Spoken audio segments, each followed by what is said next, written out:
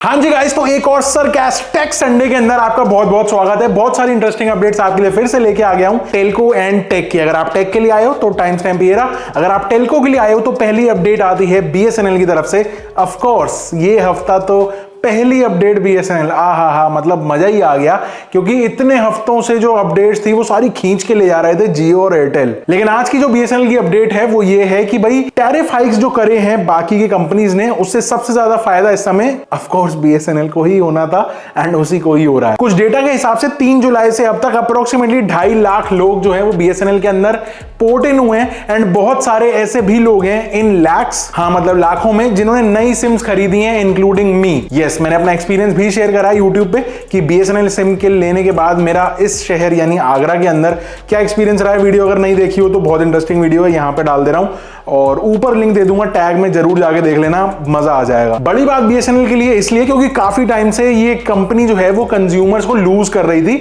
लेकिन अब ये पहला क्वार्टर ऐसा आ सकता है जहां पे बहुत मेजर इंक्रीज आए इन नंबर ऑफ सब्सक्राइबर्स। सब्सक्राइबर से याद आया, चैनल को सब्सक्राइब किया है? नहीं किया हो तो दबा दो ना। मेजर रीजन बीएसएनएल के कंज्यूमर गेन का कि उनके प्राइसेस बहुत ज्यादा सस्ते हैं।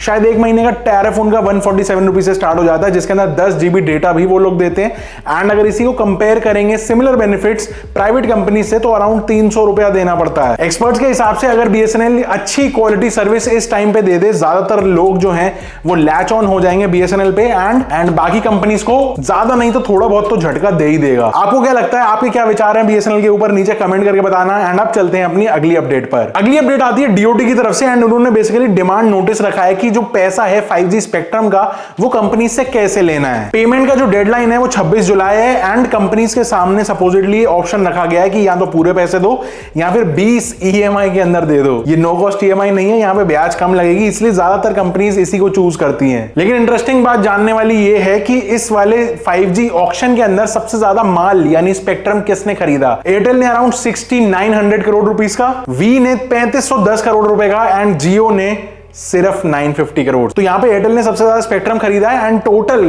तीनों कंपनी से मिला के गवर्नमेंट को जो पैसा मिलेगा वो है अराउंड 11,000 करोड़ रुपए। अब ये किसने बोला कि गवर्नमेंट ये पैसा बीएसएनएल के अंदर डाल देगी? अगली अपडेट फिर से बीएसएनएल की तरफ से है एंड अब डीओटी जो है वो कह रही है कि बीएसएनएल के लिए पीएमयू बनाएंगे, यानी परफॉर्मेंस मॉनिटरिंग यूनिट। ये जो यूनिट है ये स्पेशली बीएसएनएल के लिए बनाया गया है, इसको रिवाइव करने के लिए, थोड़ी पावर डालने के लिए एंड स्ट्रेटेजाइज करने के लिए कि ये आगे मार्केट में किस तरफ बढ़ेगा।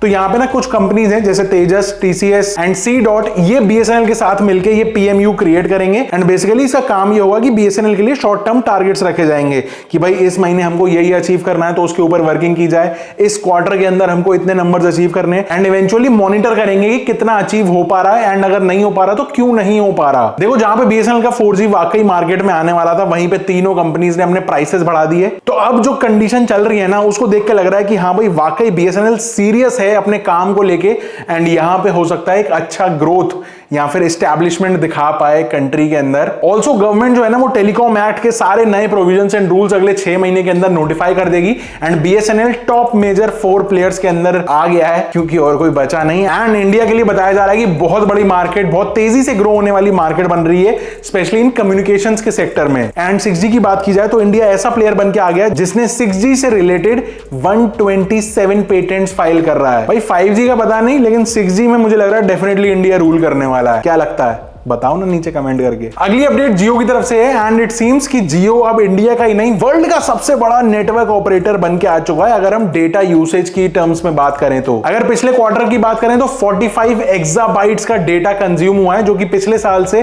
33% ज्यादा इंक्रीज है। एक्साबाइट्स अगर आपको नहीं पता तो एक एक्साबाइट में 1000 पीटाबाइट्स होते हैं, अप्रोक्सीमेटली समझ लो 1 बिलियन GB। तो जियो ने ना यहाँ पे जो मार्केट के एस्टिमेट्स थे उनको तोड़ के आगे निकल गया है। जो रेवेन्यू है वो 10.5% से ग्रोथ हुई है एंड इसमें 12% का नेट प्रॉफिट अचीव हुआ है। लेकिन देखने वाली बात है इनका जो ARPU है वो अभी भी अराउंड 187 ही है, वहीं पे एयरटेल इनसे काफी आगे लीप ले चुका है। एंड आज की जो फाइनल अपडेट है टेल्को सेक्टर के अंदर वो आती है वी की तरफ से। वी वी ने स्पेक्ट्रम जो है वो ऑक्शन में लेने के बाद कोलकाता के 3000 साइट्स को अपग्रेड किया है L900 टेक्नोलॉजी से, जिससे होगा क्या कि बेसिकली जो 4G नेटवर्क है ना इनका, वो इंडोर्स के अंदर बहुत अच्छा काम करेगा, ज्यादा नेटवर्क आएगा, थोड़ी सी स्पीड भी बढ़ जाएगी एंड कॉल क्वालिटी भी इंप्रूव होगी, कॉल ड्रॉप्स वगैरह कम हो जाएंगे एंड सो ऑन। अब वी का कहना है कि इसी तरीके से ये बहुत सारे अलग अलग शहरों के अंदर नेटवर्क अपग्रेड करना चाहते हैं एंड लोगों के लिए एक ये रीजन है कि अगर जो होप लगा के बैठे हैं कि भाई वी पे टिकना है हमको, तो काम जारी है। अब अगर टेक इंडस्ट्री की बात करें तो यहां पे जो पहला अपडेट है वो ऑफ कोर्स आता है माइक्रोसॉफ्ट की तरफ से, क्योंकि इसने पूरे दुनिया को हिला के रख दिया है अपने एक एरर से। पूरे दुनिया में बहुत सारी जगहों पे बहुत सारी इंडस्ट्रीज इफेक्ट हो चुकी हैं जो विंडोज का सिस्टम या ओएस यूज कर रहे हैं, क्योंकि सारे सिस्टम्स पे एक साथ BSOD blue screen of death का एरर आ रहा है एंड यहां पे सारी वर्किंग रुक गई है। फिर चाहे वो फ्लाइट्स हो, बैंकिंग या स्टॉक मार्केट, कुछ नहीं छूटा भाई। हर जगह सर्वर डाउन पड़े हैं अलग अलग कैटेगरी में। फिर चाहे दिल्ली से बर्लिन ले लो, लंदन ले लो या सिडनी, कोई भी मेजर ऐसी सिटी नहीं है जहां पे मेजर वर्किंग सिस्टम्स अफेक्ट ना हुए हों। यूजर्स को बेसिकली रैंडमली एक ब्लू स्क्रीन दिख रही है जहां पे लिख के आ जाता है एरर की और PC ran into a problem. And ये बेसिकली विंडोज का इंटरनल एक ब्लॉक कोड है। जब भी कोई इशू आता है विंडोज के अंदर तो वो इस तरीके से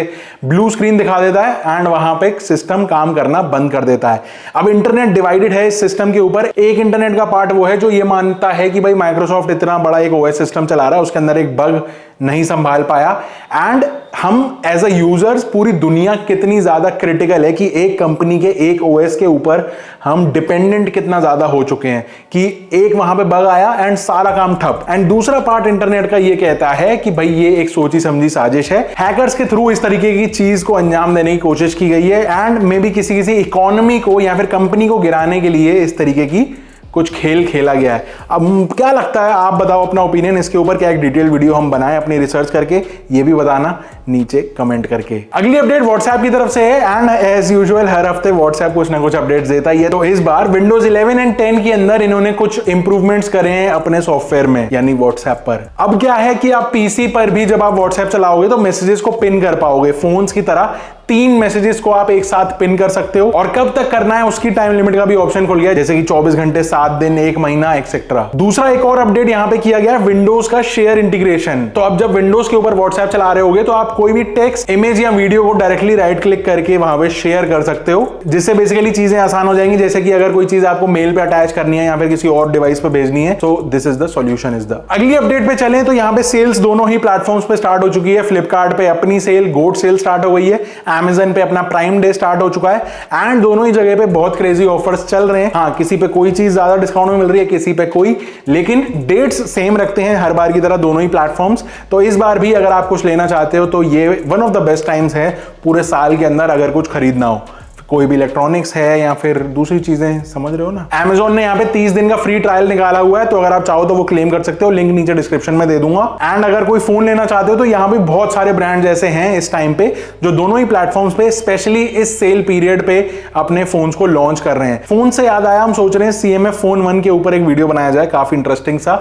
सो क्या लगता है, बनाए नहीं बनाए, मजा आएगा नहीं आएगा, कमेंट करके बताना, जैसा बोलोगे वैसा कर देंगे। अगली अपडेट ChatGPT की पेरेंट कंपनी OpenAI की तरफ से है एंड इन्होंने अपना नया एक chat AI model GPT-40 mini को लॉन्च कर दिया है। ये एक मिनी स्मॉल AI मॉडल है जिसको कंपनी कह रही है कि अभी तक का ये सबसे ज्यादा कॉस्ट इफेक्टिव मॉडल है। अब GPT-40 मिनी जो है वो बेसिकली GPT 3.5 टर्बो को रिप्लेस कर रहा है सारे यूजर्स के लिए, वो भी एक डिफॉल्ट तरीके से। इनके हिसाब से 40 मिनी जो है ना वो 3.5 टर्बो से 60% ज्यादा सस्ता पड़ रहा है एंड हल्का पतला नहीं है, लेटेंसी बहुत कम है, बहुत ज्यादा एफिशिएंट है एंड अभी के लिए इसके ऊपर टेक्स्ट एंड इमेज सपोर्टेड है, आगे चल के ऑडियो वीडियो का भी सपोर्ट आ जाएगा। एंड आज की जो फाइनल अपडेट है वो ये है कि मेटा के ऊपर $220 मिलियन का फाइन लगा दिया है नाइजीरिया की गवर्नमेंट ने, because data protection and privacy laws. हम एक तरफ मेटा की बात कर रहे हैं, दूसरी तरफ प्रिवेसी की, ये बात समझ नहीं आई। नाइजीरिया की बेसिकली जो गवर्नमेंट एजेंसी है जो कंज्यूमर प्रोटेक्शन एंड कंपनीज के कंपटीशन को देखती है, उन्होंने ये फाइन लगाया है ये कह के कि भैया जो कंज्यूमर्स का डेटा है बिना बताए, बिना कंसेंट के ले रहे हैं यूजर्स के, तो भैया फाइन तो देना पड़ेगा। ब्राजील के डेटा प्रोटेक्शन लॉ की वजह से मेटा ने अपनी AI की सर्विसेज सारी वहां पे सस्पेंड कर दी, क्योंकि मेटा के हिसाब से जब तक डेटा नहीं दोगे तब तक वो कुछ नहीं दे सकते। वैसे क्या इंडिया के अंदर एक स्ट्रॉन्ग प्राइवेसी पॉलिसी आनी चाहिए या फिर जो चल रहा है वैसा चलने दे? क्या लगता है, बताओ अपना ओपिनियन। एंड आज की इस वीडियो के अंदर इतना ही था। आई होप आपको पसंद आई हो। अगर आई हो तो वीडियो को लाइक करना, सब्सक्राइब करना चैनल को। I will see you in the next one. Till then stay safe, stay sarcastic, goodbye।